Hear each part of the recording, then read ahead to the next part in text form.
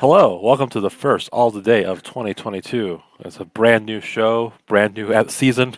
Yeah, we've got new cast members. Yeah, new cast members. Randy Pitchford joins the crew.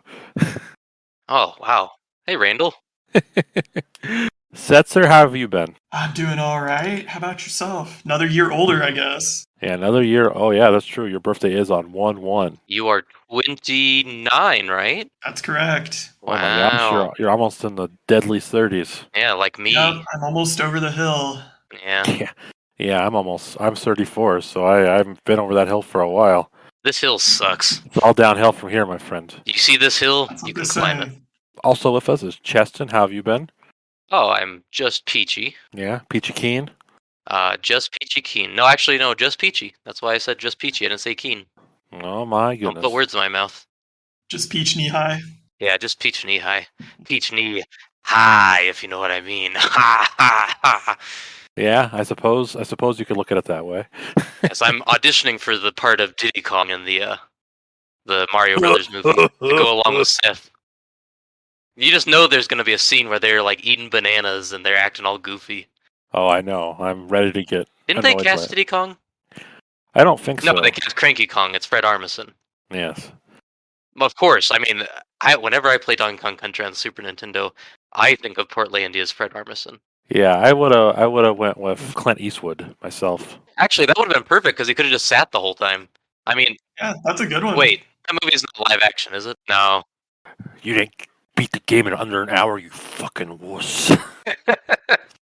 So I think I will kick us off this week on what I've been playing, because I've been playing a bunch of old games that don't need a lot said about them. First, my little FF14 status check. You finished it. Well, yes, but I'm playing like raid content. This is my first time being at the top level during the most recent expansion, and boy, they make it really slow. It's like you can get one item per raid per week, and Yep. they drop so many items per fight, and you can just re-queue so many times. The only reason I can understand this, why they do it this way, is so people don't unsubscribe. Yep. So kind of the first time I felt like this is designed in a insidious way. Honeymoon period's over. No, I still enjoy it. I mean, I just because my plan is to stay subscribed and just like play when I feel like it, as opposed to trying to beat it or whatever. So I don't know. I think that's kind of like old school MMO design in a game that really doesn't feel old school in any other way. hmm But whatever. I'm still enjoying that. It's only a once a week game for me, and it may shrink from there if I get bored of doing the same raid bosses over and over again, which I'm sure I will.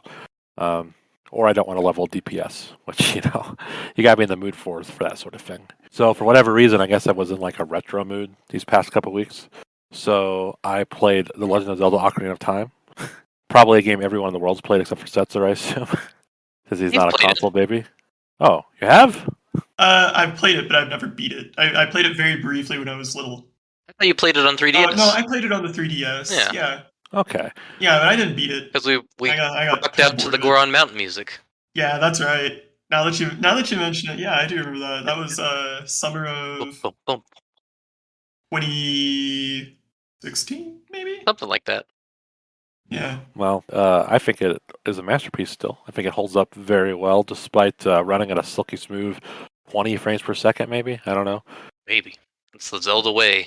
It is a Zelda way. But what's good about being a console baby my whole life is that when a game runs below 30, unless I've noticed it running really fast beforehand, it doesn't really bother me that much. It's not unplayable or whatever. I'm just like, all right, my eyes kind of adjust. It feels natural after a little just while. What games were growing up. Just yeah. low and like you just were like, whatever. I mean, look at the shit they got on the screen. Well, I just wonder what I would be like if I like played Doom as a child, like this fast frame rates and stuff. If I would have been like, well, I can't go back now. You'd probably be annoying. Oh, I'm already annoying. So my big takeaway from this is that the Shadow Temple is the worst dungeon in the game. Oh, absolutely. The gimmick is like it's like a dungeon in reverse, because usually it goes, you get the map, the compass, and then the item. But in this one, you get the item first, and then the map and compass. Oh, I didn't even realize that. I just thought it was a slog. Yeah, and it's like really gimmicky, but The problem with this setup is that it gives you the worst item in the game, the hover boots, which suck ass. They're so slippery. It's like not fun to use. So, and it's also connected to my least favorite part of the game, the well, which for those of you who don't know, the item in the well is called the lens of truth, which lets you see invisible objects. So, as a result, a lot of the obstacles in the well are invisible. So you're always falling down holes, running into invisible enemies. It's just obnoxious. It's just not fun. Question for you. What's that? Can you think of a well in any game that's actually good? No. Because Majora's Mask goes back to the well, literally, and it sucks too. Well, I think that's why we use the phrase "back to the well" because wells suck in general. I've never met a well I liked. Well, that's why kids get stuck on H.G. them. Wells was a good author. Oh yeah, okay. There's I one. suppose. Orson Welles. I never went into him Good though. actor. Oh, yeah. I'm sure someone went into him at some point. Ooh. Oh no. But my thought was like the water temple is carrying a lot of baggage for the shadow temple because that's the one everyone kind of talks shit on. But on this playthrough, like I realized like the water temple is the only one that's kind of like an open-ended temple where you kind of have to explore to figure it out. Every other one kind of has a set path you kind of go on. They're not totally linear, but you kind of are guided along. I thought the forest temple was a little open. Am I wrong? It's kind of, but it's really not as close to the water temple. No. Like the water temple, you actually have to like use your map and think about where you're going. My problem with the water temple is more about the water levels than anything. Well, yes, but there are like paths you need to explore that you may not like. You're probably gonna have to like raise and sink the water levels a lot. Mm. And the spirit temple is just like one straight line, pretty much. It's kind of nice after the shadow temple, I will say. But I think it holds up. I think people like to call this game overrated, but they're crazy. I think it's a classic. It is a classic. Yeah, I guess if you didn't play it when you were younger, I could see you getting frustrated by some of it. But whenever people say that it doesn't control well or it feels bad, it's probably my heavy nostalgia goggles. Because as a child, that game was literally the best game ever made. Like everybody thought it was. So I always look at it through that lens. Like, well, how can anybody say this is sluggish or poorly paced? Like this is like literally the quintessential video game. Didn't you say the same about Super Mario 64 though? Yes, absolutely. Same thing. I have the same. We all know how that game controls. Great. Fantastically. Thank you. What are you talking about? I will fight. I will physically fight, and I'm weak. But I will physically fight anybody who says that Mario 64 controls poorly. Well, speaking of Mario 64, I have also played that recently. Well, does it hold up? Yes, I think it's one of the best games ever made still. I got all 120 stars, and my thoughts are that it is secretly a very short game. My playtime for it was under 10 hours to 100% it. I know I've beat it a billion times, but that's still pretty short for 100%ing something like that. But I loved every minute of it pretty much. My other takeaway is that Tall Top Mountain is the laziest level ever made because it is just every star is like, hey, climb to the top of the mountain again and again and again. It gets very obnoxious. What's Nintendo thinking being so lazy, right? I feel like Miyamoto was like, we need one more level. I'm like, fine, we'll give you a level. I think if you look at Tall Mountain, all it has going for it is how vertical it is. So they're just like, well, I guess there could be like a cage at the top, maybe. Huh? There's a couple like maybe some monkeys hanging around. like shitting around up there. There's like a bunch of mushrooms you can shoot. They're probably finishing the game at the last minute, like just whatever. I don't know. Just cut loose, have some fun. Yeah, I hear the development time for that was like a year or so. I'm sure it was. So they probably were rushing that stage out. Well, it had to be. If you're launching the N64, you gotta launch with a Mario game. If you're not launching with a Mario game, why bother? And the Switch didn't launch with a Mario game. Switch is their best system ever made. It's kind of blows your logic, huh? No, the point I'm making is that this was the first 3D console, so they gotta like hit the 3D with their big mascot. Yeah, Pilot Wings. Oh, okay. Well, Pilot Wings plane. If you feel that way, I suppose that's one way you can look at it. Yeah, everybody loves the Pilot Wings plane. I mean, there's really not much that can be said about Mario 64 that hasn't been said in the history of time, but I love that game. It's fantastic. And finally, I will talk about The Gunk. Played it based on Cheston's recommendation. And I have mixed feelings on it. I think the characters look awful. They look like I don't know, a shitty low budget DreamWorks movie maybe. As being generous. Uh-huh. I think the game is low budget for what it's worth. It's an indie developer. Yeah, you can make good artistic looking Yeah, characters. I know. But the story is so like just by the numbers. I don't know if you're aware of this, but humans are destroying the Earth. Like I don't know if this has been No told to way. you before. Yep. So that's the story here, pretty much. But except it's aliens that are destroying their own planet. Ooh. Is there an evil church, perhaps? No, it's too short to bring an Kind evil of. church. Kind Actually, of is. yeah, kind of. They worship the guy, so. Well, they didn't worship the guy. He was really. It's actually more like the Lorax, where there's this really convincing guy who's like, "Hey, man, this energy's just laying around to be used," and they're like, "Oh, I guess you're right." And then he uses so much that it destroys their planet. It's not Earth that he's destroying. This is an alien race. They destroy their own planet. So Loraxian in relation. Right, they're exploring the cosmos, but I mean, there's a line of dialogue that says humans have already destroyed their own planet because they're trying to talk down to the aliens, like, you talk to me when you've already destroyed your own place. Like, yes, I know. It was cliched, but I thought it was fine. It wasn't offensive, but it wasn't great. It wasn't good. It was functional. It existed. It was there. Yeah. And I thought the dialogue, if you've ever seen like a E3 press conference where like you're watching an Ubisoft game and they're doing like multiplayer team speak, like they're simulating it, it sounded kind of like that at times. I don't agree. Here's my feeling is that the dialogue is fine. It's the audio quality that is reminiscent of the kind of audio quality you'd get playing on Xbox Live and that you'd see demoed at E3. And I think that's why you say that. I think the dialogue is pretty good. Like, I thought the characters were believable. I don't know, when they're in that first area and they're like exploring things, I'm like, this dialogue is just not doing it for me. I didn't say I loved it. Again, it's very functional. And it also brings up one of the worst trends of the year, which is unnecessary RPG elements in a game. This has an upgrade system for no real reason. I feel like this game would be 20 times better if they just gave you all the upgrades up front. I think it would be better. Yeah, they always do those systems, but they're usually a little better baked. Like the SteamWorld Dig games have a really well-established loop that involves mining and upgrading your character over time. Whereas in this game, it kind of felt like to me that at first they had something going where you're like, oh, this is why I'm getting this gear. But eventually they just stop. You kind of just run out of upgrades with a little bit of time left to go. And you're like, wait a minute, what? Well, they give you like really shitty ones. Like I kept waiting for like a double jump. I'm like, that would be handy. Oh, is there not a double jump? I guess there's not. So. No. I mean, if there is one, I didn't unlock it. But well, they give you that run button, which I think is great. That's the only one that's like worth mentioning at all. The speed boost when you suck up gunk is good. See, I didn't even notice that. You didn't? No. Your character glows blue. It's hard not to well, notice. I got it towards the end of the game. Oh.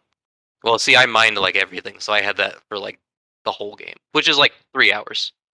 I've talked a lot of negatives, but I actually did enjoy this game. The scenery is very like well done. Like even though the characters look bad, the world is very interesting looking. Yeah, the alien cities are super cool. There's the part where you're walking up to the Gunk Tower, and I thought that shot was like one of the best little moments in a game I've seen in a while, visually speaking.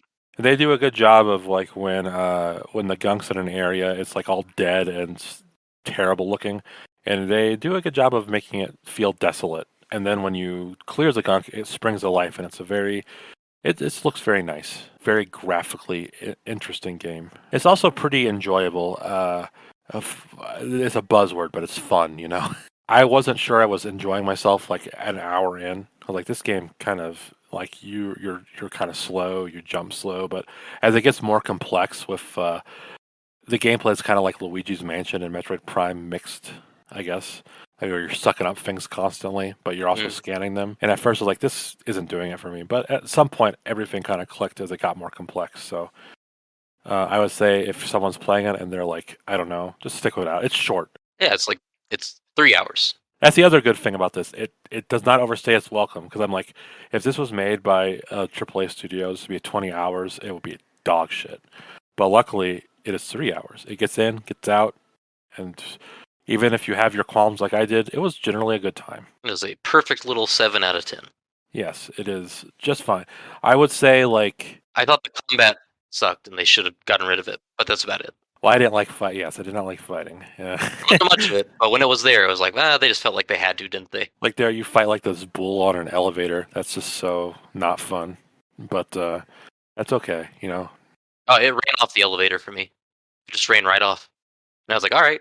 Well, it did that for me too, but it didn't want to do it for a while, so I died a few times. Well, yeah, you know? but thankfully when you die, it like just takes you back 2 seconds. Right. But you know, it reminds me of like AA releases back in the Xbox era.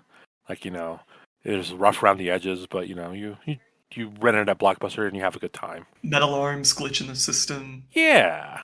Yes, that actually is exactly the game I thought of, believe it or not. Really? Yes.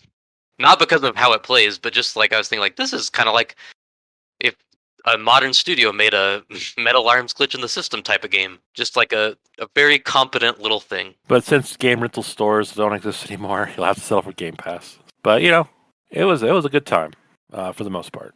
So, Yeah, fun was had. Yes, and also for a preview for next week, I started Deathloop.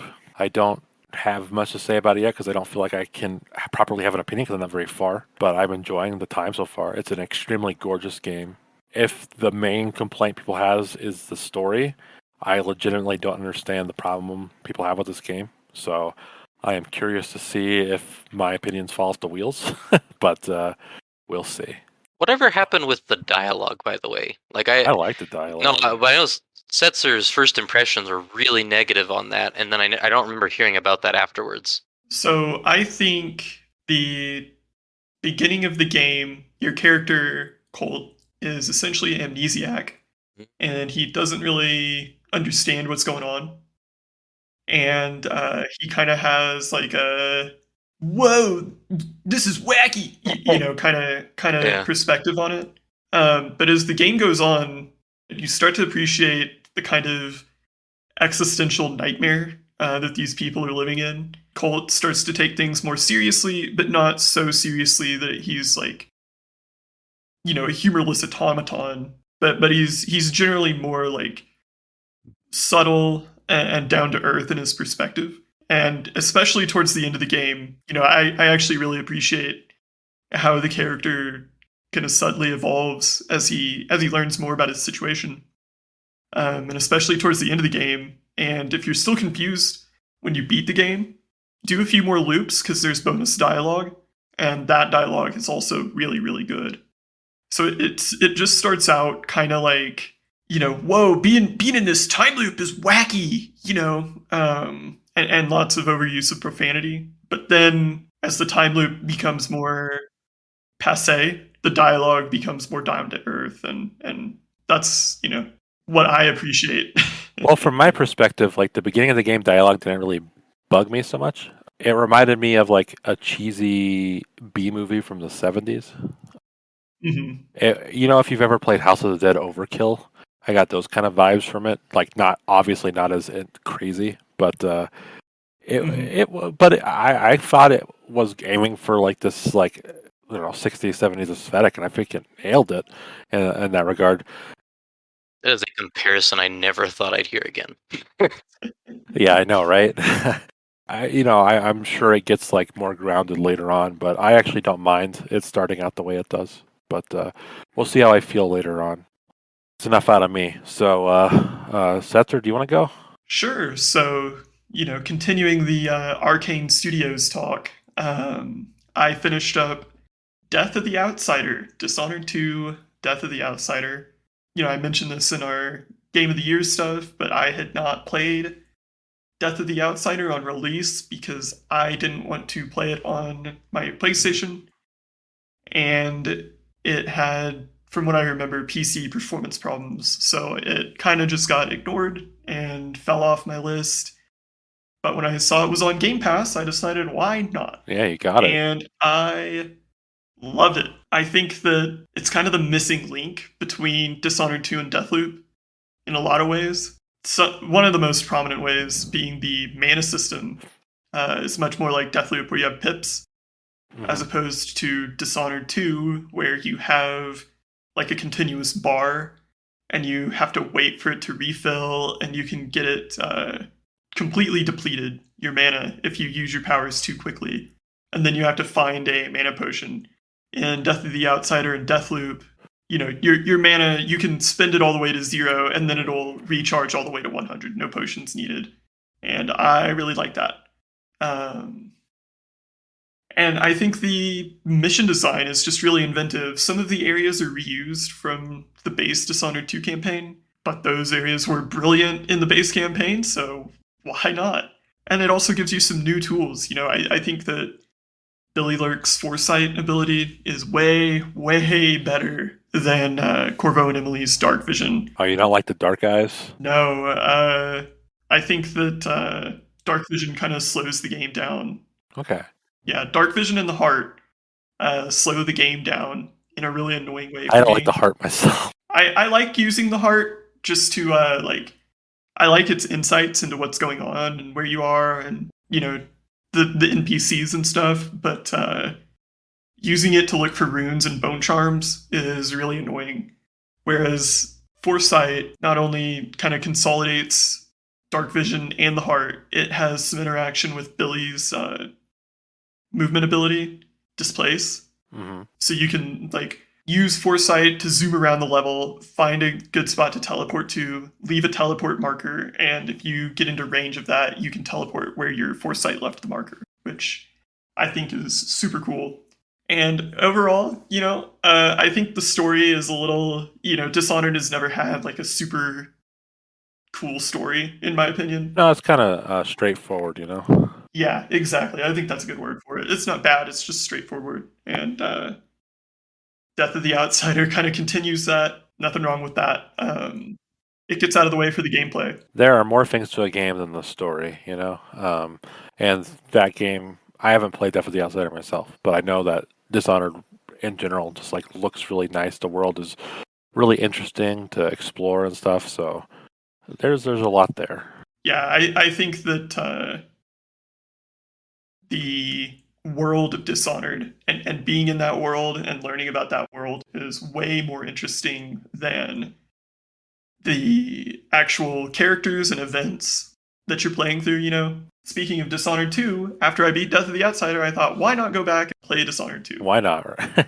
So this time I played as Emily. When I played Dishonored 2 one day before release, because the GameStop guy broke street date for me, I played as Corvo. Mm-hmm. And I think, looking back now, if you haven't played Dishonored 2, play as Emily, because her powers are a lot more fun, in my opinion. Right. And the story and dialogue are more interesting as Emily. Well, yeah, because when my wife, she was very excited for Dishonored 2, so she immediately played as Emily, and I think she enjoyed the game a lot as a result. Mm-hmm. Yeah, I think, I played it because it had been a while since I played Dishonored 1, and I was kind of nostalgic for Corvo, and his mask is much cooler than Emily's. But Corvo's powers are more eclectic, Emily's powers are more versatile. I think Shadow Walk and Far Reach in particular kind of steal the show. Right. Domino trivializes a lot of encounters that in a way that Corvo can't. So that kind of takes a little wind out of the sails. But that's why I just use stuff like Decoy instead of Domino. Well, you're definitely right about the mask. Corvo's mask is cool. Yeah, and Emily just kind of has a scarf she pulls up over her nose. So it's kind of a missed opportunity for a really cool mask. So it's current year. Yes. It's did Dishonored 2 predict COVID? I think it did. But also, when you play as Emily, being the Empress, a lot of characters they'll just shit on you if they recognize you. They're like, "This is your fault. You were the one in charge. Okay, people are suffering out here in Karnaka. You were complicit in this, even if you weren't the direct ruler." And Emily is like, I know, I'll do better. And she kind of, comes around on that. She starts out kind of petulant and, kind of learns the price of her apathy toward her responsibilities, right? Right. Whereas with Corvo, it's kind of like he was born and raised in a slum in Karnaka. Yeah. So it's kind of like a homecoming story for him in some ways, but it doesn't really play that element up very often. Overall, I would say Dishonored 2 is probably my favorite Arcane game. Impressive. Yeah, and this is from a crop of games that I absolutely love to death. Each one of I would them. also say that might be kind of a controversial opinion because I feel like people kind of shit on Dishonored too. I think people nitpick Dishonored 2 because it did have a bad launch. It had a lot of performance issues on PC at launch. Didn't 1 also have that? I don't really know. I don't think I was really in tune with Dishonored 1 at launch. Okay. I kind of discovered that one later. But Dishonored 2 is also kind of rough to play with a controller, in my opinion. Much like Deathloop, I think it's much easier for me at least to play with the mouse and keyboard. So I think retroactively people have kind of used those as justification for not liking Dishonored 2 and then projected onto that, oh, the story isn't as good as Dishonored 1, as if that's such a high bar. No, it's really not. Yeah, and stuff like that. But I think, Dishonored 2 improves on Dishonored 1 in every way. The gameplay is tighter, more fluid. The environments are more dense and visually interesting. The, story, I think, is more interesting. The missions are generally more complex outside of, Lady Boyle's party. That was the exception in Dishonored 1 and definitely not the rule. I also played Carrion because I remember Cheston liked this game, and I also really liked it. As you know, I was a little butthurt about the ending because I got lost and spent an hour doing circles around the overworld trying to figure out how to get back to where I need to go. But overall, I don't think that really spoils the game for me, and I think it's a lot of fun. I don't think there's many games where you can play as the monster and just wreck shop. Mm-hmm. And that was Mm-hmm. what I really liked. Like that game, I felt like made you really feel like a sci-fi movie monster.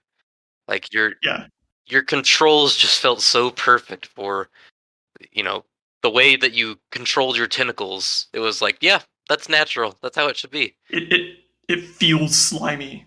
Yeah. Oh yeah. And when you break into a room, like use that dash to break into a room, and all the guys just scatter, and you just run roughshod over them. It's pretty special, I think. It's a lot of fun. Yeah. I would say that it's certainly unique for single player games. I was thinking like Evolve and We don't talk about Evolve here. yes, or like Left 4 Dead or those or Death by Daylight. But for single player, I can't think of many that let you do something like this. So it's pretty cool. Yeah, it's definitely a really unique game. Stubbs the zombie. Definitely worth playing. Stubbs. Well, are you a bad guy in Wolf that? at a pulse. Yeah, but isn't he just a zombie? I don't think he's a bad guy. I don't know. I didn't play it. I mean, he's a monster. Is it that different? Vampire. Oh, you're a bad guy in Vampire? By Don't Nod. Well, you're a vampire. You're a monster. No, okay. I don't know if you're a bad guy monster or a good guy monster, but you're the monster. I don't know. Right? I bet it's nebulous. I bet you can just decide if you're good or bad. Probably. Your wife played it, didn't she, Derek? She did. She enjoyed it. I'll have to ask her about. It's by the people who made Life is Strange. Is it? Mm-hmm. So they finally made a good game. Yeah. Nuts to you. Sorry, not into Life is Tumblr. Sounds like someone who never played Life is Strange. I hella haven't played it. Well, the dialogue is hilariously bad. But I guess speaking of Cheston, what have you been up to? Speaking of hilariously bad, it's Cheston time? No, I mean, you're into Life is Strange. Oh, I see. Okay. Well, I have a lot, so I'm setting a timer, and I'm just going to stop when the timer's out. So if I run out of stuff, I'm saving it for next week. Because this is my time off, so I tend to binge a little bit, and not just on the booze, if you know what I mean. No. Okay. Well, I'm starting my 10-minute timer. Okay, so first I played Overboard. Overboard is a visual novel where you murdered your husband, and you have to hide that fact from everybody aboard a ship. It's a period piece, so I always like those set in the 1930s. It starts off very promising because it seems like it's something where there's a lot of different ways that you can disguise your murder. But as you play more, you realize there's only really 3. You can either get away free, you can get away free and get your husband's life insurance money, which you can only do if you persuade people that someone else on the boat killed him, and then you can get away free, not have or get the life insurance money, and nobody tries to blackmail you, which is like the last minute twist they throw in there, and that's like the perfect ending. I think the shame of this game, because I think the concept is there, is that, again, they present like there's a lot of ways to do this, but there's really only one person you can frame for murder, pretty much. Everybody else you cannot, even though I think there's some dialogue decisions that make it seem like you should be able to frame them. And the game is also very picky about how you conduct yourself, because one of the puzzles to get free, I absolutely solved, but because I didn't call a meeting instead of just waiting for a meeting, because every session of the game ends with a meeting where they determine who the murderer is. But because I didn't call a meeting, it didn't let me do the dialogue choices to succeed. So I didn't like that. It's got potential. I think it's a bit of a disappointment. Um, it's a lot of people call it a time loop game, but it's not, and that really bothers me because it's not a time loop. It's a run-based thing. Your character retains no memory of the time before. You know, they just don't. Each run is separate. Whatever. So, I mean, at that point, you'd be calling every rogue game a time loop game, and I'm not interested in that. To me, I sound like this is a lot like your favorite 12 minutes. It's like a worse version of 12 minutes. This is the one that's critically approved. Well, I have a timer, so I can't get into that too much. Yes. So next is Mario Golf. Very quickly, this is the one on Switch that I played a while ago and said was very disappointing. I bought it so that I could play it with my brother, but he didn't visit in the summer. Our other brother, he did visit over Christmas, and we played it. And they have improved this game. They finished it. It is actually now a complete game. It only took like 4 months after release, but Yes, good for them. graphically still kind of ugly in some spots, but there's a lot of courses, and the courses are pretty fun. We golfed around New Donk City, and we had a grand old time doing that. It's a pretty good recreation of the Odyssey level, and it has the music too. So it's Oh, hell yeah. it's actually some pretty cool DLC. I'm not gonna lie, it made me want to play it more myself now. I will say that's not very good golf music though, but it's good music. It's good for like if you're just hanging out at the end of the day. Yeah, Golf for music, sure. yeah. All right, next is Slay the Spire. This is like a skip. This game is ubiquitous. Everybody knows what Slay the Spire is. I am bad at it because I don't know how to make I don't know how to make decks in deck builders. There's nothing to it in Play the Spire. You just kind of get all your cards. There's no like building. Not how that works. If you want to make a good build, you have to do more than just add the cards. I've beaten the game. Well, no, I mean, but yeah, obviously there's more to it than just beating a run. I know that, but I disagree. okay, all right, well, that's fair enough. I like the game. I've been playing it on Switch, but there's nothing to say about it because everybody knows what this game is. It's probably the deck builder, and anytime I talk about a deck builder, I usually start by comparing it to Slay the Spire. So, next is Halo Infinite. I only mention this because I wanted to acknowledge here in a safe space that I used gift card money and bought the battle pass. Oh. So Loser alert. I know.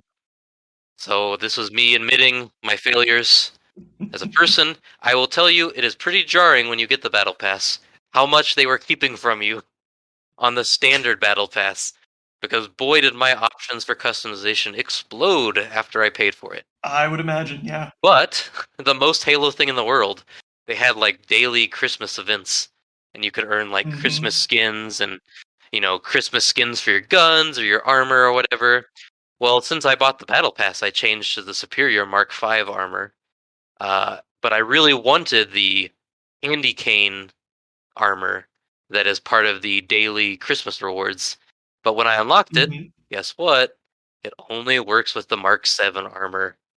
Womp womp. Don't worry, bro. I'm sure you can buy the candy cane paint for the Mark V for an additional $20. Well, I will not, but it seems like a lot of people do, because a lot of people when I play multiplayer look a lot cooler than I do. But that game in multiplayer is fun. The campaign is kind of shit. But we already talked about that.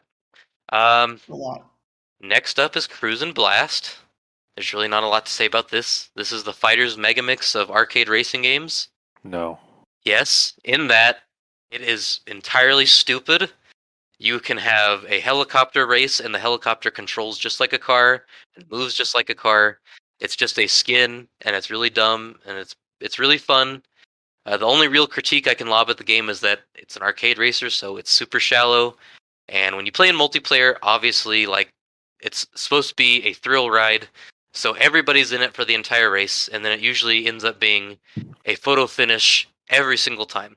Can you race as the AM2 logo? You can race as a dinosaur. Then I'm afraid it's not Fighters Megamix. Well, I tried, but it's still pretty cool. I actually really like this game. It's like the ultimate dumb fun. If you're like just want a little something, maybe 5 minutes of adrenaline, this is the game. You can finish an entire circuit in 5 minutes, actually. So it really is perfect for that. Doesn't look as good as Forza Horizon, and it's not as good as Forza Horizon. But it's got its own little niche it fills as an arcade racer. So I like that. The Gunk we already talked about, so another free skip. I like it more than Derek. Next, I had this on here before I set a timer, but I'm just gonna stick with it. It's not a video game. It's Azul. It's a tabletop game. Setzer, are you familiar? I am not. Okay. Is this a board game, RPG? No, it's a regular board game. I only mentioned this because I think I finally figured out, after a long time of trying to figure out what kind of board games are for me, I realized that I don't really like the thematic Ameritrash is what people would call them games that are just super over the top and very luck dependent, and it's more about the emergent story than it is the mechanics. And I'm also not really into like the super heavy European games that have way too many mechanics and ways to score for me. This is like a simple, I'm going to sit down and have a drink and play with people, and it's tactile, and there's definitely some strategy to it, but there's not so much that like you can't have a conversation over the game. And so I like it. It's got a really nice looking pieces, and I got it's not the actual original Azul, it's called Stained Glass of Sintra. And it is a sequel, not an expansion. I didn't buy the expansion pack without the game I needed to expand upon, as is very important to note. So I like that. And finally, because I only have 1 minute left on my timer, so I'm going to save this last one for next week, which is good because I have more to play. So I'll close with Paper Mario on the N64 online app for the Switch. This game has aged like a fine wine. It is just about as good as I remember it being, if not a little bit better. Great. Because, it's turn-based, so obviously it's not going to have problems there. Visually speaking, it was always a more stylistic game than it was trying to push the 64. Which is good because it's on the N64. Yes, exactly. So it still looks really good. Like the style really works. And I think as someone who liked the Origami King quite a bit, I still don't agree that experience points would have made that game better. But playing this game, I do think having more interesting partners and the badge system from these games would have made Origami King at least a little more interesting. I would have made each combat encounter a little more strategic rather than being a matter of whether or not you can solve the puzzle. Yes. But I really do think, like, in terms of 64 games, you are probably not going to find a 64 game that has aged as well as this. It is just as good, if not better, as it was in 2001. It was a 2001 game. It came out the same year as the GameCube. So, still just as good as it was then. Yeah, I agree with that. I beat it, I think, like 2 years ago, and I'm probably going to play it again here soon since it's on the stupid N64 online thing. I loved it. Yeah, I'm over halfway through, and I really don't have a bad word to say about it. I think it's pretty darn perfect for what it's going for. And that is my timer. Ding. Good job. Any thoughts on those 10 minutes? Anything you want to add in there? You want to barb me about paying for a battle pass? You should feel ashamed in doing that. I do. But there's only so much I can say. Not only did I have to buy a battle pass, I had to buy their fake currency first. No. Because you can't buy it with real money. So I had to buy fake Halo bucks. God forbid you know how much you spend. Yep. So that was pretty shameful. But alas, I've played a lot of Infinite, so. Well, Well, my thoughts on what you said was like I agree with what you say on Paper Mario, and I only played like I don't know 4 or 5 races in Cruis'n. And I think I played as much as I need to play. It's I think fine. it's fun for it's gonna have online multiplayer, which I'm really curious about because we played 4 matches and every match was you and I and our other brother. Like at the last minute, one of us would pull just ahead. That's what I didn't like about it. It felt like it didn't matter. I think so. Having played single player, I think there is a way to guarantee your wins more often, but it's not. I think to some extent you're right. Some of it doesn't matter. It's because the game is a roller coaster ride, and it wants you to just enjoy the experience and not think about it too much. That was the problem though, because like I felt like no matter what I did, no matter how well I drove, no matter when I used my like boosters or whatever, no matter what, the end of the race, we all finished like a millisecond Yeah, apart. I can see why that would be frustrating. I think when you're playing single player, I think the single player actually might be a little better because then it's like every race does not finish like that. It's just like a matter of going from last to first, and sometimes getting to first can be a real bitch, and you have to really figure out the right time to save your turbo for. And I'll give you a hint for the end. You save Well, it right yes, for the end. yes, Because you don't want to build a lead in an arcade racer. There's huge rubber banding, and that is very shocker. yeah. But I think the game it's dumb fun. I'm not gonna pretend like it's a masterpiece. Well, there's also the chance that we all like suck badly, and so Yes. none of us are like Yes. getting far ahead because of that. So I think it's I got it for $20. I think for $20 it's a pretty fun like single player experience. Yes. With the added bonus of being kind of cool to have. Anybody could play that in multiplayer. They'd figure it out. It's good to turn your brain off. The only game you mentioned that really stood out to me was Halo, which we've already discussed to death on this podcast. So I won't belabor that. I am level 14. I made it to 40, 41 maybe, after something like 270 games. So That is a I'm lot of almost games. halfway there. You're gonna finish the fight. You'll make it. Yeah, it's you got a ways to go. Yeah, we'll see. We'll It's see a how much 6-month further I battle get. pass, right? So you got 5 months. Yeah, and they'll hold your feet to the fire for those whole 6 months. Yeah, I don't think I will finish the battle pass. I just can't see it. I mean, No. I like this more than any multiplayer shooter in a long time, but I also have a horrible attention span for these things. So I am sure in 3 weeks I will uninstall Halo. Well, God forbid you make it to the end of the battle pass. And then what else are you Yeah. gonna do? God, I guess I'll have to just wait for the next battle pass. Heroes of ODST. I don't know. I kind of feel like attention span doesn't really play into it. There's just so many good games these days. Yes, that's true, and I have a huge backlog. And do I really want to play the same 5 maps for 1,000 hours? No, but when they bring maps back, when they bring new maps, I will certainly check in. But yeah, they need some new maps. Yeah. Seriously, like there's like 6 maps, and they're fine, but that's it. They're just fine. All right. Well then, let's get on the news.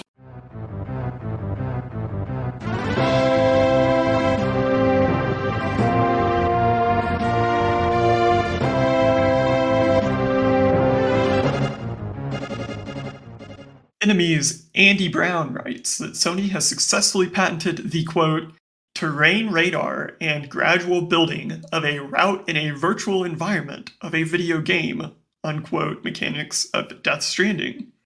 Is this the beginning of the Strand type genre or the end? I think it's the beginning of Death Stranding too. Oh yes, this sounds cool.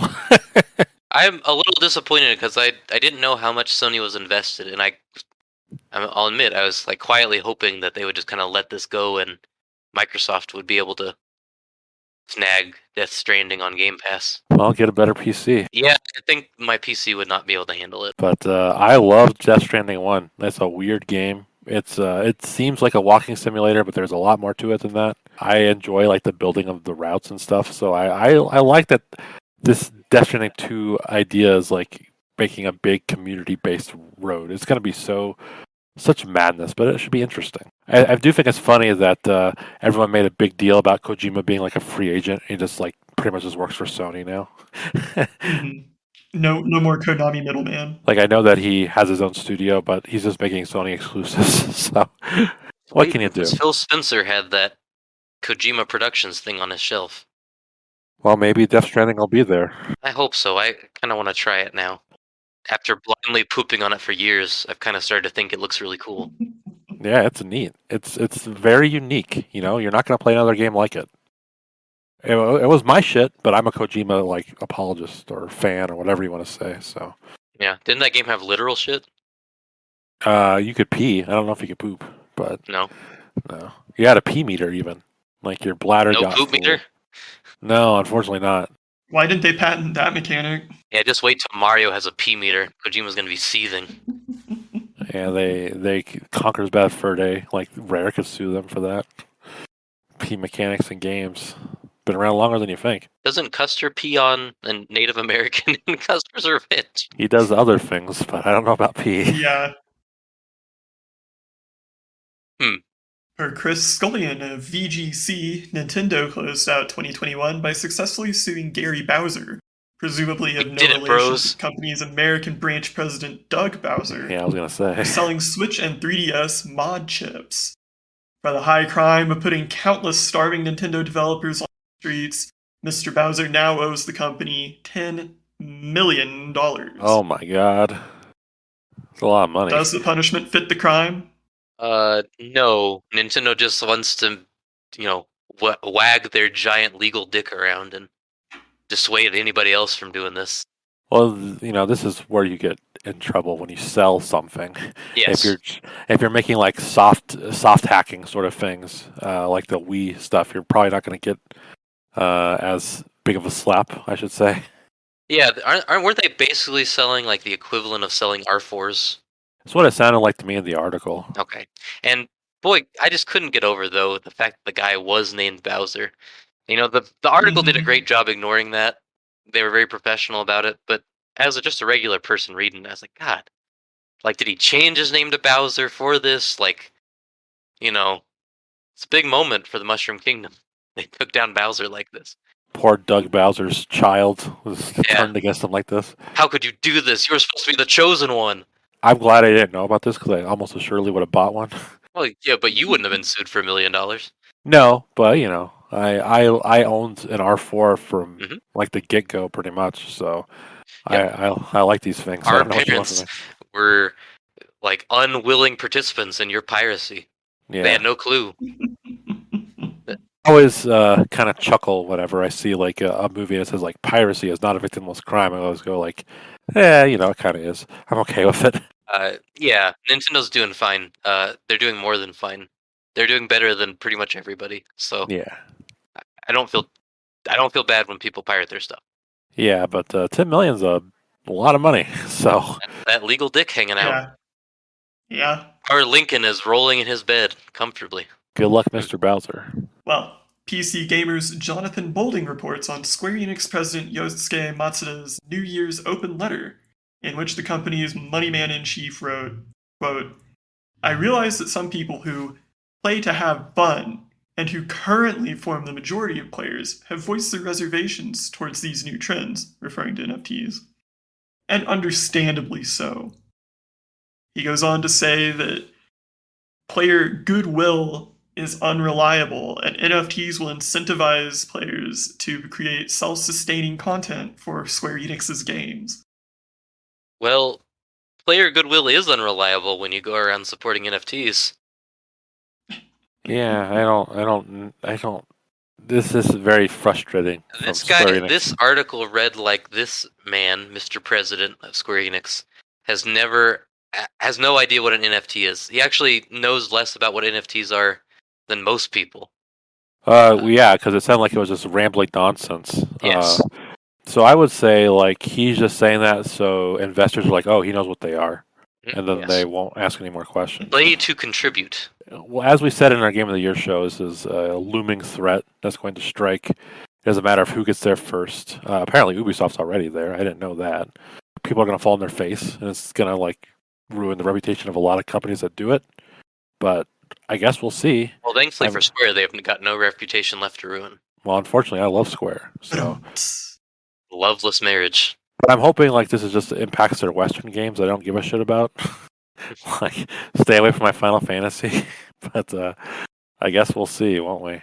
The good thing about this, though, is like if like all game publishers like latch onto this and all games become like garbage NFT crap, at least like there's a big history of games I haven't played yet that I can just go back and play. And then you can find a more productive hobby when you're done with those. That's right, exactly. I can move on with my life. So NFTs will set you free, man. because if it becomes like play to earn or whatever they're calling it, I'm afraid I'm going to be out. No interest.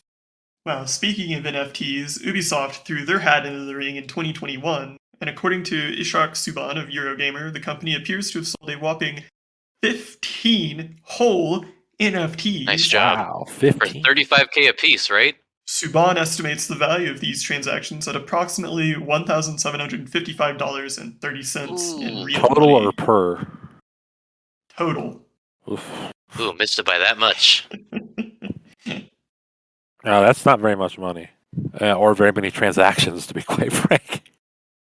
So why are people so bullish? I feel like this is targeting people that don't play Are video people games. bullish, or is it like, because whenever I see NFT stuff online, it's like 5 people circle jerking, and they all have like Ethereum in their name, their username, Yeah, they got the monkeys. which makes me think, 1, they're bots, or 2, they're the same person. Yeah, I mean, my impression is kind of that a lot of people got left out of the Bitcoin cryptocurrency boom and had to watch a lot of other people, make their fortunes.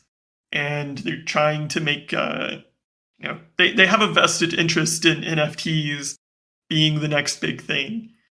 But I think that as normal people are exposed to this more and more, the skepticism will hit critical mass. What's saved cryptocurrency is that there are enough rich people willing to pretend cryptocurrency has value, and enough storefronts willing to accept it as tender, basically. With NFTs, I think most people look at it, they like $500 for a helmet in a video game just because it has a unique ID number, or $1,000 for a monkey JPEG that I can already look at. And I don't want to look at, also. Yeah. I don't know. I think that businesses are very bullish because it has the potential to be the next, microtransaction, loot box, battle pass, strategy for pulling money out of thin air. Right. You can certainly bilk some people out of money. Yeah, I think the majority of tech professionals who are, and artists, I should say, who are kind of more exposed to NFT than the average person are very anti-NFT, generally speaking. And normal people are only now beginning to find out what an NFT is, and I don't think they'll like it. So Invest another hobby. Yeah, invest my grocery store. I want to buy my groceries with monkey JPEGs. Take that, books. Invest Dungeons and Dragons, so people can stop going on about it. Oh god, those people would go all in on that. I know. Mhm. That's where the money is. Those people that watch Critical It's Role. an item I can carry across any game. You can already do that. Use your imagination. No, I have to pay for rules. Well, finally this week we have one from the nostalgia department. Ars Technica Sam Makovec reviewed the Analog Pocket, a new device intended to play all your favorite 20-year-old Game Boy cartridges, so long as you don't nudge them while playing. At a mere $220, do you agree with Makovic that this is an, quote, insane value? It looks cool. I want it. The value here is that you can get a device that does this for far less already, and they function fine, but they're kind of dinky, let's say, not well engineered little pieces of Android hardware that's dinky with Android installed, some custom version of Android. I don't know. Most of these look crappy. This one is like really, really fancy. So, you don't need it, but I want it.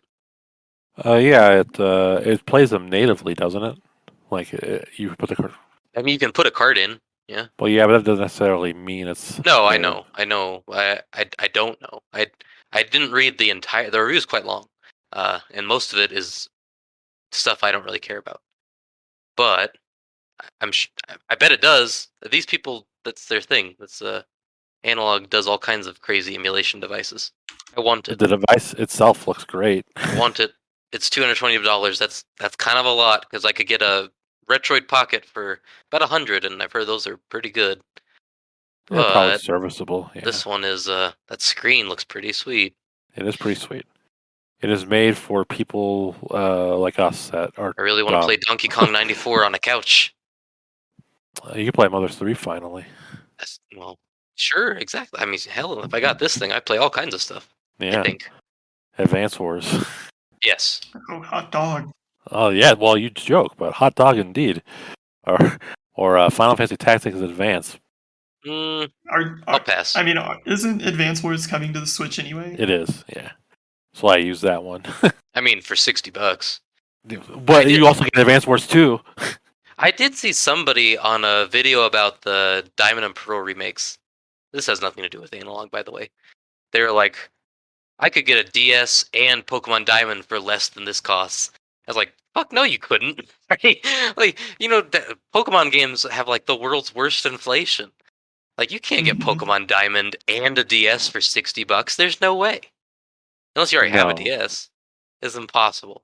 It's like the most ridiculous that works for most everything, but it does not work for that game. Did I tell you about selling my wife's copy of Pokemon Diamond?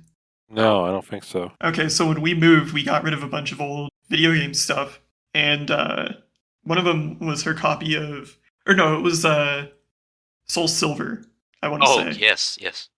And so she took it over to the place, and she had just, put it back in the box just to have it somewhere to remember where it is. And this guy at the local game store is like, "You have the box? You even have the box for Soul Silver?" And it was like the weirdest thing. Like, he'd never seen a piece of cardboard in his life. But he was like, "No, the box alone is worth $100." It's like, are you kidding me? For a box for a Pokemon game? I mean, that game is stupid rare. Is it really? Yes, it is. Huh. Why? I don't know. But it is. Yeah. Like, in terms of... Derek had a friend who, for a time, was like an eBay reseller. And he told me that game is like, for a while, was like the holy grail. And he'd just go to stores looking for copies. Yeah, I mean, they gave us $150 credit for Soul Silver in the box. So. What? Wow. Yeah. Holy cow. That's insanity. Yeah. I don't think Soul Silver is really that good. Never played it, can't say. It's overrated. It's fine. It's a Pokemon game. What do you want? Yeah. That's about all you can say.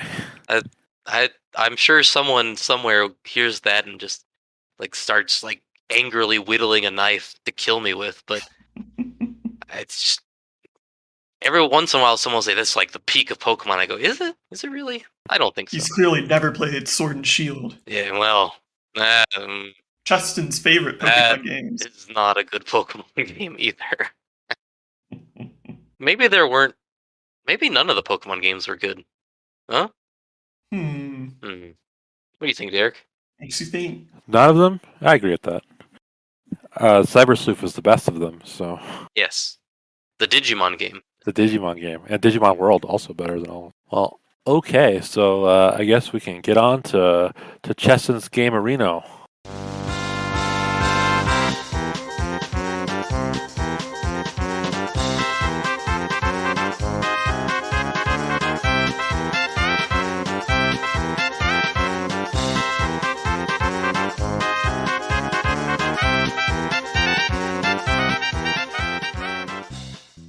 Marino, you say. I do. Boys, I hope you are feeling awfully mystic today. What do you mean by that? Oh? I mean that it's time to put on your fortune-telling hat, a la Karnak, and you're gonna make some predictions. Hot dog. Yes. My third eye is opening. We are not experts at anything. We have no inside sources, and we're almost certainly going to be wrong, but I just thought it'd be fun to track this throughout the year.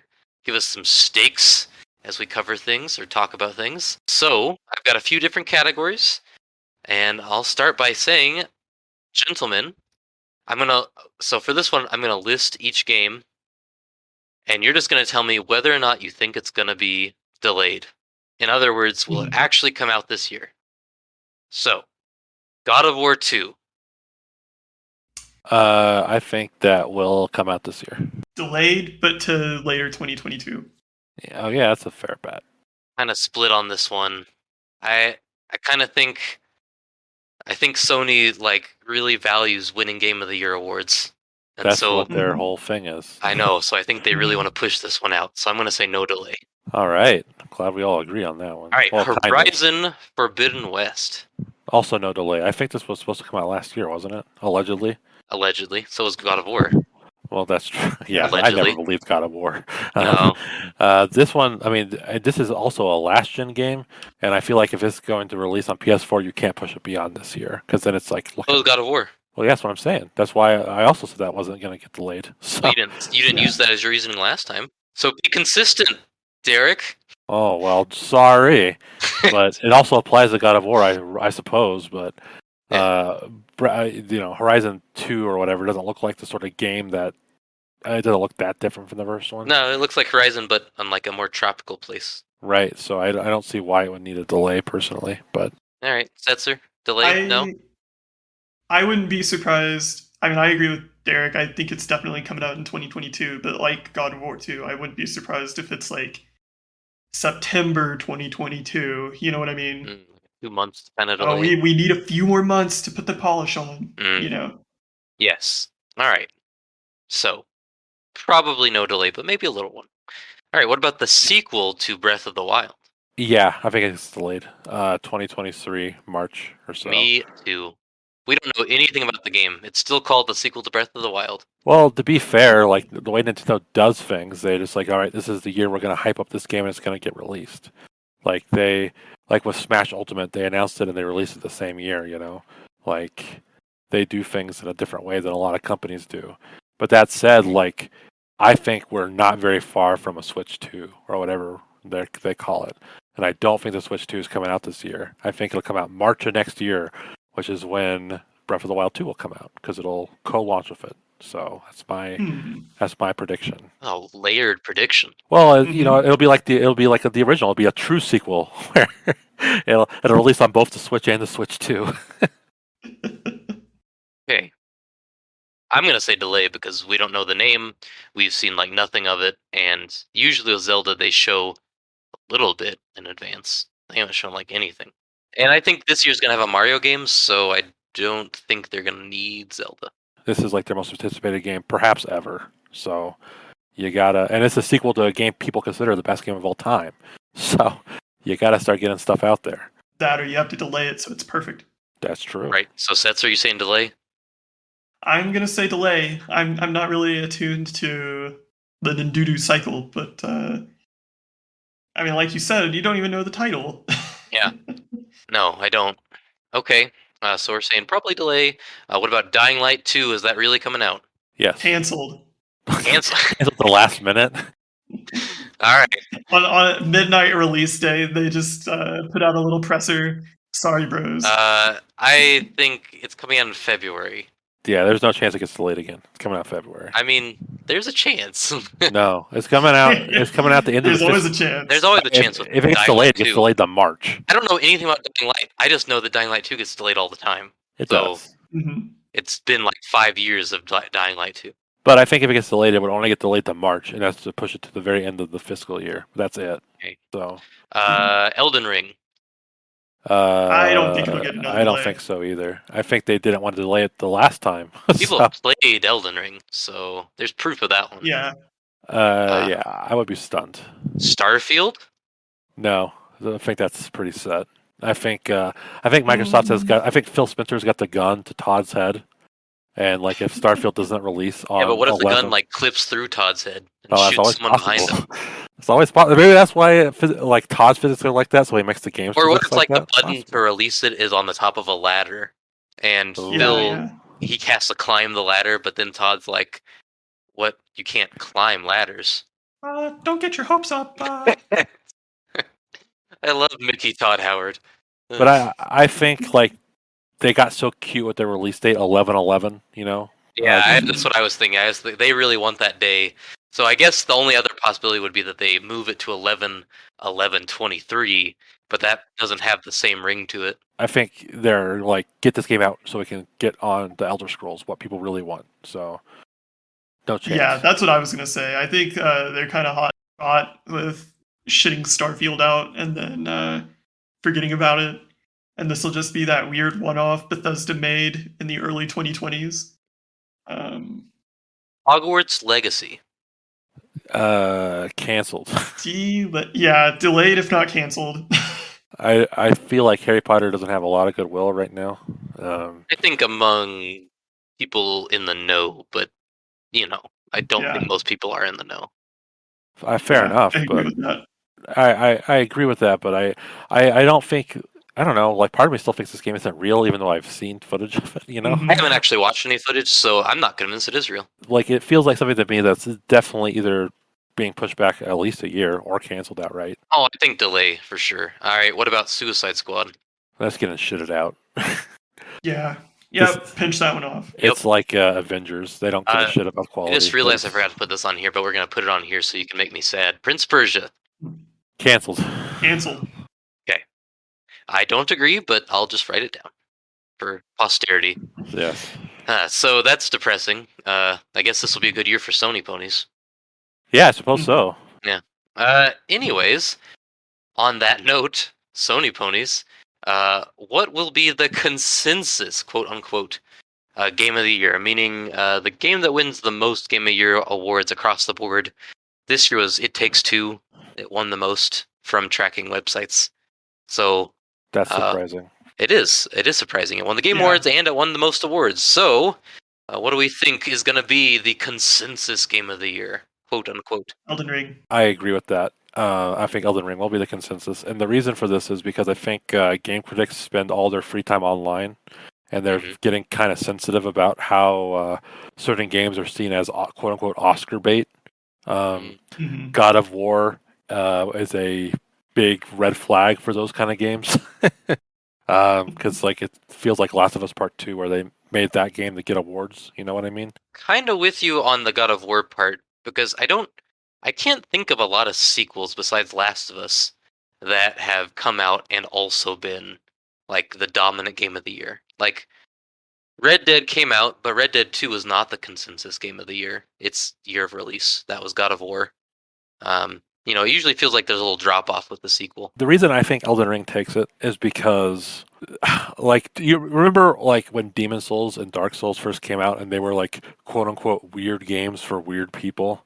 Yes. But slowly more people started playing them, and like street cred. You're going with the street cred argument. Yes. They want like their gamer bona fides to be asserted with their game. They want people to know they understand what a good game is, and I have no doubt Elden Ring will be a good game. When they inexplicably picked Sekiro as game of the year. Yes, I feel like that was their attempt at doing that for the first time, and I think Sekiro is the worst From game I've played. But I enjoyed it, but it does not hang with Bloodborne. I kind of think it's Elden Ring is turning into kind of a cyberpunk situation, not in terms of what the product that'll be delivered, but in the sense that people are like, oh my god, it's open world Dark Souls. There's going to be sex scenes in this Dark Souls game. Their expectations are too high. Exactly. And I think that that is kind of going to carry Elden Ring's reception, its critical reception, to new heights. Because like you said, I definitely think journalists have started to become a little terminally online, I think they say. No cap, for real. Yes. And all Elden Ring needs to be is a competent game. I personally think it's going to be a really good game, just based on the test footage, but I think all it needs to be is competent in order to cash in on the expectations of quote-unquote open-world Dark Souls, right? Yeah, I mean, just look at Halo Infinite, people desperately wanted a good Halo game, so they'll overlook all the problems and they'll say it's good. I mean, I have total faith in FromSoft. I think it'll be good, and I've seen no footage of it. I'm kind of just buying on reputation, honestly. But so as someone going in of no expectations or hype, I think I'll love it. But I'm curious to see what other people will think. Yeah, same. I'm going with a surprise pick. I'm going to go with Starfield. I can No just see chance. it. No chance. I mean, I It's agree with Bethesda. Derek on this one. I I don't know. The problem with Bethesda is that people, ever since people are a little more critical now than when 2011 came out, and you're not going to get away with a quote Hey, unquote but have like. you seen the critical reception to Halo Infinite's campaign? Well, yes. After but 20 years of Halo, this is the culmination of everything they tried to achieve. I think Starfield will be well received critically, even if it's not a very good game.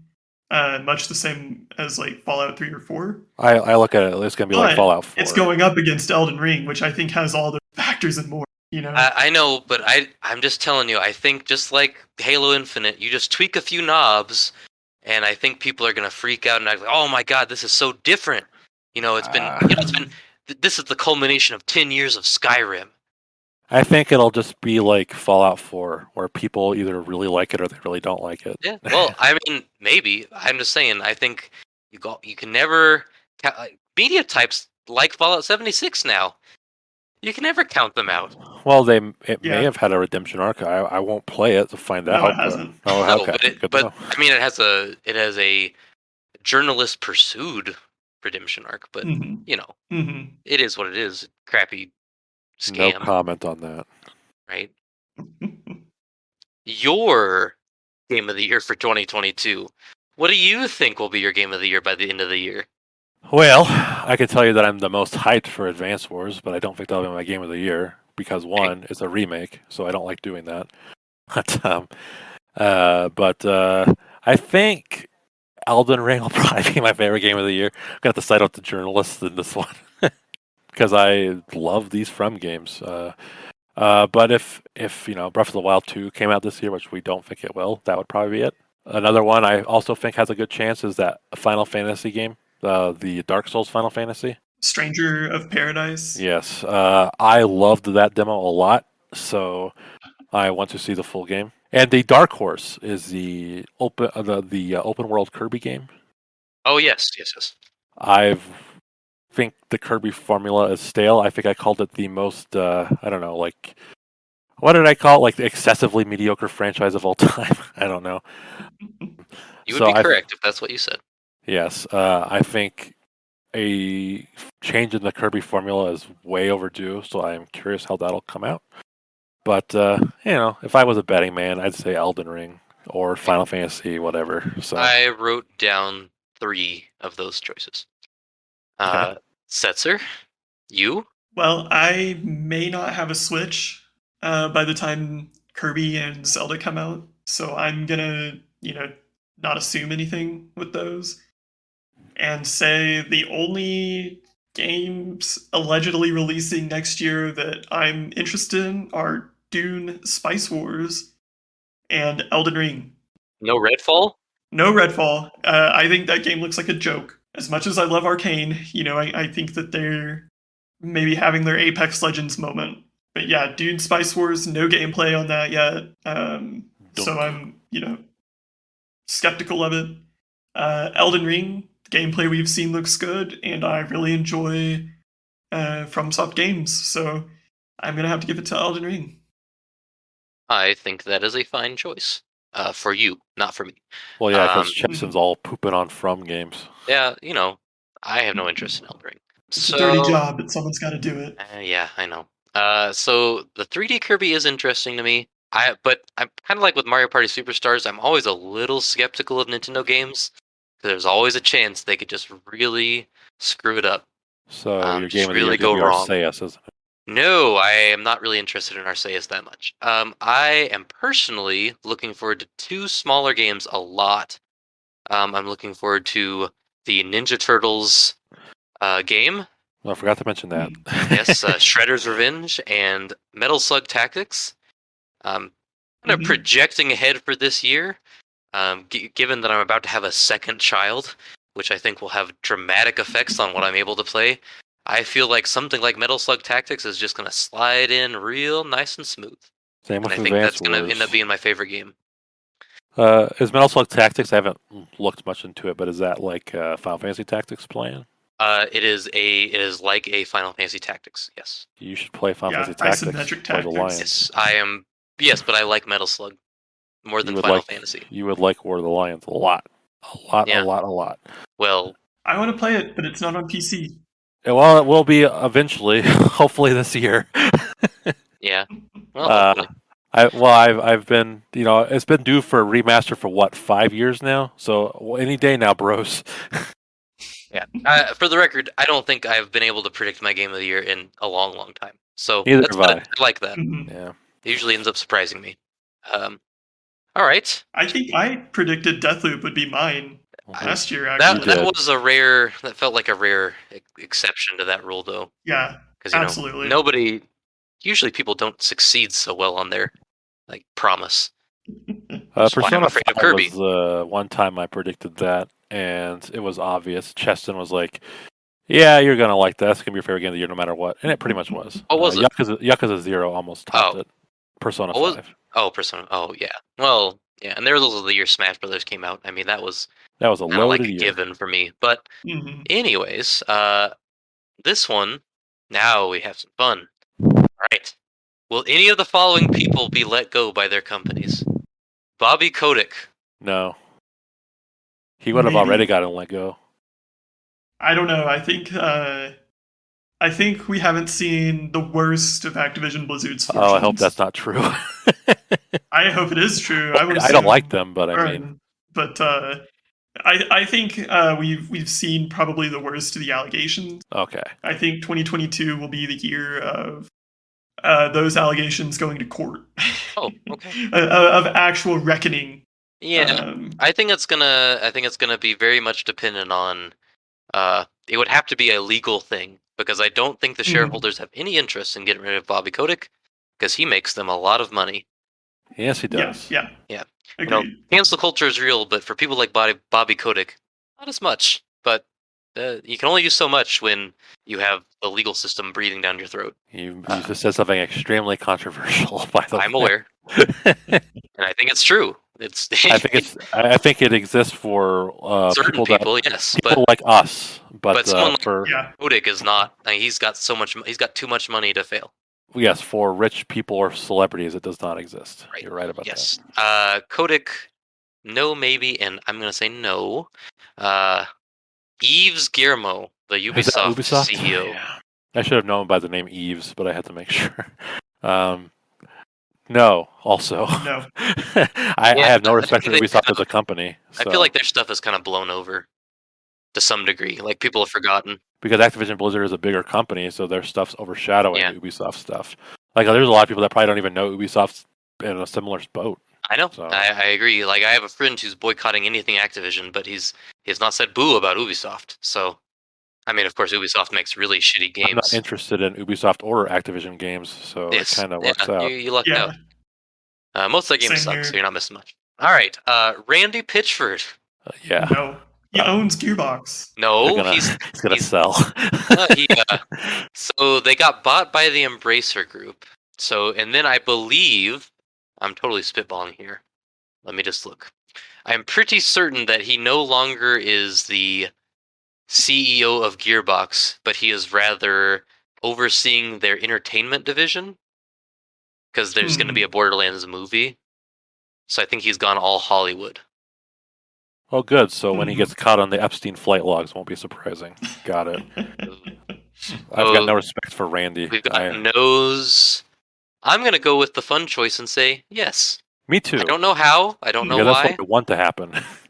I just want to see it. Did you say you changed yours to yes? I said yes right away. Oh, did you? Okay. All right. Well, it'd be fun. It'd be the most fun outcome to see what that crazy guy gets up to. I think his next magic trick will be lining up in federal prison. Ooh. Based on some of the rumors I've heard about him. But okay. Well, now that Pitchford is dead, will any of the big three, Nintendo, Microsoft, or Sony, embrace NFT this year? The big three, no. No. I am No. also going to say no, because Nintendo doesn't understand NFT. Microsoft would be a death Microsoft blow. has already come out and said they don't like it. And Sony, I just don't really see how it fits, to be honest. Sony is dumb enough to go for it. I could see they're the only one that I could see even possibly, but I also don't. It doesn't really fit what they do. Well, Microsoft would be suicide. They're already number 2. It would be disastrous if it was them. Yeah, why go for NFTs when you're already making a mint on Halo Infinite? Exactly. Mm-hmm. But I think a lot of third parties will. Square Enix already on that board, so. Yeah, True. I think third parties will jump on NFTs this year, but first parties, I really doubt it. Yeah, I'm with you. I don't think so. I think they already, have their hands full. Yeah, I think money. it's too much, and they've seen how it goes for some companies. Like, maybe not. Yeah. Maybe not worth the risk. So finally, speaking of Microsoft, who will Microsoft acquire this year? It's been almost a year now since they took Bethesda.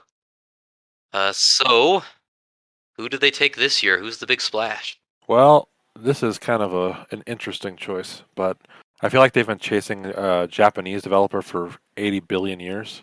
Are you gonna steal mine? So I think they're going to acquire Sega. Oh, you're stealing mine. Really? I mean, that is I was going get. to go with a Japanese house, but not Sega. I was going to say Platinum.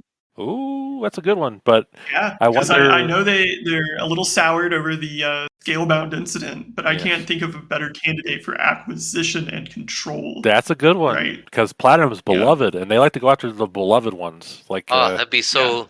That'd be so or maybe rotten Atlas. for Nintendo. Well, Atlas is owned by Sega, so that's right. So that's why I said Sega, because they're going for the Persona. Is essentially what that purchase would be for. I just kind of feel like Sega was dangling itself out like Rapunzel's hair to be rescued this past year. Mm-hmm. Between letting those Yakuza guys go to China, defect to China and Tencent, and then you had, their crappy, broken Sonic game. They've got this promising looking Sonic game. They're like, oh, please. Oh, I should have mentioned that. I'm so excited for that game. It's going to be. It's either going to be a train wreck or it's going to rule. But I'm excited to see what it turns out to be. So. Mm-hmm. Well, I have my feelings about what it's going to be. Oh, I know it's going to be a train wreck, but I'm. Yeah, I just feel like Sega's a good choice. I mean, if you get Sega, don't you kind of get Persona? You get Persona. You get Yakuza. You get like upper tier Japanese games. Is this like the backdoor way that we get Persona on the Switch? Is that Microsoft buys them and so their handshake deal with Sony goes away? Maybe. I mean, I just feel like it makes sense. But I mean, Platinum is like another solid choice. I hadn't even thought about Platinum. Now, Platinum is a really good choice. That would suck for Nintendo because they have Bayonetta, and I feel like they have a pretty solid working relationship with Platinum these days. They had Astral Chain too. I guess my thinking is I don't think they're going to acquire another like big publisher until they've fully integrated Bethesda. I think they're going to acquire like specific devs or even indie houses. I was kind of curious with the Gunk being an Xbox exclusive. I was wondering if they might steal the SteamWorld people, which would be another big blow to the Switch. Well, I honestly, the reason I chose Sega is because I feel like they've been dangling for years. Like they've been basically saying, "Please, Nintendo, please buy us, please," and Nintendo's never made that outreach. And Nintendo's like, don't we like to publish polished games? I don't really think they fit our portfolio. So that's why I feel like they've been wanting to be purchased for a long time. It reminds me of there's a long time ago where someone was saying that they thought Nintendo might buy something like Roblox. I was like, can you imagine? Like, there is no game in the world that would revolt Nintendo more than that. Just looking at it, like, what the hell is this? Has anybody even edited this at all? Miiverse integration with Roblox. Yes, I think there's a reason Nintendo shut down the Miiverse, right? Oh yes, those would be in full force. And Roblox is kind of the same energy as the absolutely. kids say. Roblox is that is a dark world right there. Oof. Yes, oof, as the kids would say. I don't even really know what Roblox is, to be honest. I've seen it. I've seen people play with my own eyes, but I'm like, what is it? That's not Minecraft, because Minecraft is like actually like a game. I think that's the same kind of game. Roblox is like an idea. Seems like Roblox is like a platform for making games. it's like the simple games. blockchain Oh, it's like Little Big Planet. Kinda. or Or Dreams. Oh, Yeah. Nights Yeah, Into. remember I see. Dreams? I do. Nobody else does. No, it gets plenty of people playing it. Does it? I've seen all sorts of fun games created in Dreams. Have you? No, but I mean they exist. I don't know if I've seen they're like a Seinfeld spoof in Dreams. Oh, that's cool. I feel like Dreams is the kind of game you can get more out of just watching YouTube videos than actually playing it. It's like, ooh, look, this guy made Metal Gear Solid, but worse. Yeah, that is always fun when the people like remake games and there's like that's great and all, but you've made a worse version of a great game. I don't see the point of that. But You could just play Metal Gear Solid. it was great seeing all the world 1-1s and Little Big Planet, but at the end of the day, it's just not the same. But it's one of the great giant bomb observations of all from the days of yore. The Vinny rule of 1-1 that anytime a creation engine is established, somebody must try to create 1-1 in it. That is true. Never failed. Mm-hmm. When Halo Infinite gets the Forge, I bet you there'll be some 1-1s in there. But there'll be a bunch of shit. Yes. Mm-hmm. Has anything good ever come out of the Forge? No, I don't know. I never played anything from the Forge. neither have I, but I can say no. Well, then that will do it for us this week. You can reach us on Twitter at allthedaypod or on email allthedaypodcast@gmail.com. This is Derek. Setzer. And Cheston. All right, we'll see you next time. Goodbye. Adios. TTFN.